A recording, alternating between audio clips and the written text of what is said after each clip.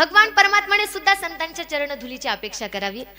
एक वेळेस काय झालं माहितीये का, द्वारिकेमध्ये भगवान श्रीकृष्ण परमात्माचं डोकं दुखायला लागलं। काय झालं, द्वारिकेमध्ये भगवंताचं डोकं दुखायला लागलं। डोकं दुखत असताना मग डोकं दुखायला लागलं, भगवान परमात्मा डोक्याला हात लावून बसले। म्हणे काय करावं, एक एक पत्नी यायला लागली। आता भगवान परमात्माच्या 16,108 पत्न्या एक एक यायला लागल्या।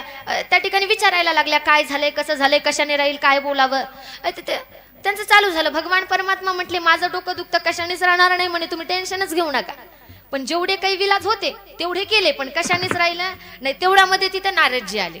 कोण आले, नारदजी आले। आता नारदजी आले, नारदजी काय आपल्या घरी जसे पाहुणे येतात अगदी कॉल करून हॅलो आम्ही येत आहोत, तुम्ही सुसज्ज राहावे असं म्हणत येतात। नारदजी तसे येणार आहेत का, नाही, ते भगवान परमात्माचे काय भक्त आहे। नारदजी आले। आता नारदजी आल्याच्या नंतर अगदी असं तोंड गप करून येत नाहीत। नारदजी आले, भजन चालू होतं, नारदजींचं भजन चालूच। नारदजी नारायण नारायण नारायण नारायण, नारदजींचं भजन चालूच। आले नारदजी, आल्याबरोबर भगवान परमात्माचा डोक्याला हात बघितला। बघितल्याबरोबर नारदजींनी म्हणावं भगवंता नेमकं काय झालं, डोक्याला हात काऊन लावून बसले। त्यावेळेस भगवान परमात्माने म्हणावं नारदजी काय करावं, खूप भयानक भयंकर असं डोकं दुखतंय। नारदजींनी म्हणावं भगवंता तुम्ही सांगा नेमकं तुमचं डोकं दुखतं राहील कशाने, डॉक्टरला बोलव, वैद्याला बोलव, हाकिमाला, नेमकं बोलव कुणाला तुम्ही सांगा, मी आत्ता बोलवतो आणि आत्ता तुमचं डोकं दुखतं राहील।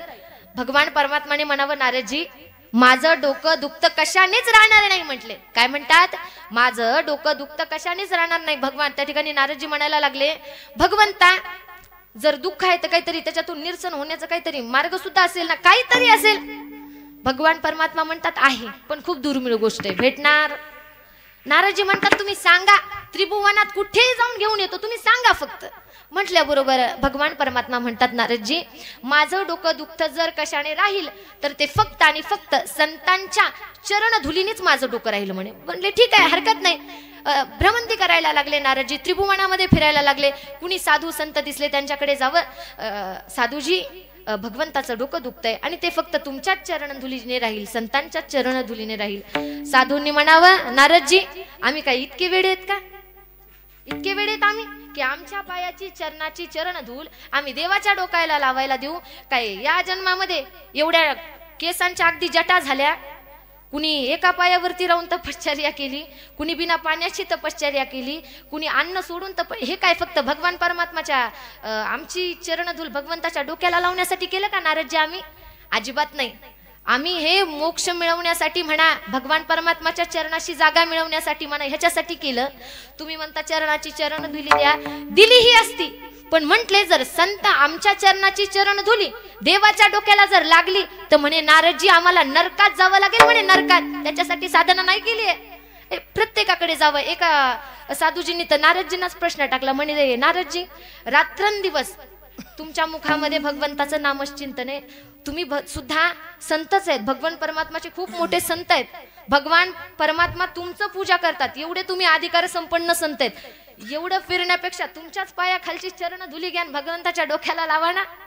पण प्रश्न पडलेला की जर लागली तर काय होईल म्हणे, नरकात जावं लागेल म्हणे। काय करावं, अख्ख्या त्रिभुवनामध्ये फिरायला लागले। फिरत असताना नारदजींच्या लक्षात आलं, नारदजी म्हणतात अरे वृंदावनामध्ये गोपिका आहेत, राधाराणी आहेत आणि त्या सुद्धा भगवान परमात्माच्या भक्तच आहेत, संतच आहेत, आपण जाऊयात त्यांना विचारूयात। त्यावेळेस नारदजी वृंदावनामध्ये जातात। वृंदावनामध्ये गेल्याच्या नंतर जसं नारदजींनी जावं तशाच गोपिकाने राधाराणींनी यावं। नारदजी तुम्ही आमच्या भगवान परमात्मा कृष्णाचा, कान्हाचा, लालाचा निरोप घेऊन आलाय का तुम्ही, की तुम्ही समोर आहेत आणि आमचा कान्हा माग आहे असं? कारण भगवान परमात्मा वृंदावन सोडून, गोकुळ सोडून कुठे गेले होते, द्वारकेला गेले होते। त्या व्याकुळतेमध्ये त्या ठिकाणी अगदी गोपिका, राधाराणी सगळे व्याकुळ, कारण भगवान परमात्मा गेल्याच्या नंतर वृंदावनामध्ये असं दिसायला नुसते होते पण मृत झाल्यासारखे होते। कुणाच्या मध्ये एक करण्याची उमेद काहीच राहिलेलं नव्हतं का? कारण त्यांचा प्राण कुणामध्ये होता, भगवान परमात्मामध्ये होता। एवढी भक्ती, एवढं प्रेम असणाऱ्या राधाराणी गोपिका नारदजींनी जावं, म्हणावं नाही भगवान नाही आलेत माझ्या मागे, मी आलोय। म्हणले तुम्ही कसं काय? त्यावेळेस नारदजींनी सांगावं राधाराणी द्वारिकेमध्ये भगवान गोपाल कृष्णाचं खूप डोकं दुखतंय। त्यावेळेस नुसतं म्हटले नारदजी की कन्हैयाचं डोकं दुखतंय, त्यावेळेस राधाराणी आणि गोपिका मागचा पुढचा कुठलाच विचार करत नाहीत आणि म्हणतात, नारदजी आमच्या कान्हाचं डोकं दुखतंय, नेमकं राहील कशाने, आम्हाला औषध सांगा. त्यावेळेस नारदजींनी म्हणावं, गोपिकांनो ते औषध तितकं सोपं नाही आहे, तेवढं साधं नाही आहे. गोपिकांनी आणि राधाराणीने म्हणावं, नारदजी तुम्ही फक्त सांगा, आमच्या कानासाठी आम्ही प्राण द्यायला सुद्धा तयार आहे, तुम्ही फक्त सांगा नारदजी.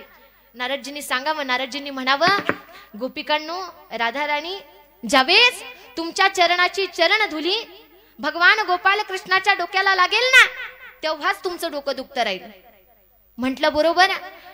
गोपिकांनी राधाराणीने मागचा पुढचा कुठलाच विचार करू नये, पायाखालची मुठभर माती उचलावी आणि नारदजींच्या स्वाधीन करणार.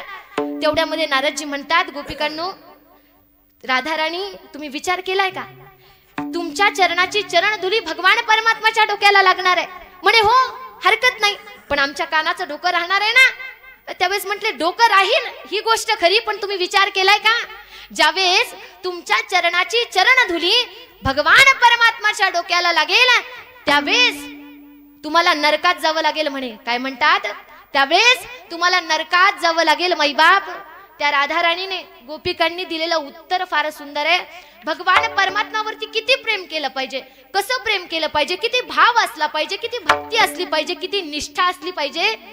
त्या गोपिकांनी आणि राधाराणींनी नारदजींना उत्तर दिलं. म्हणे नारदजी आमच्या चरणाच्या चरण धुलीने जर आमच्या कान्हाचं, आमच्या लालाचं, आमच्या कन्हैयाचं जर डोकं दुखतं राहत असेल ना, तर आम्ही नरकात जायला सुद्धा तयार आहे. त्याला भक्ती आणि प्रेम म्हणतात.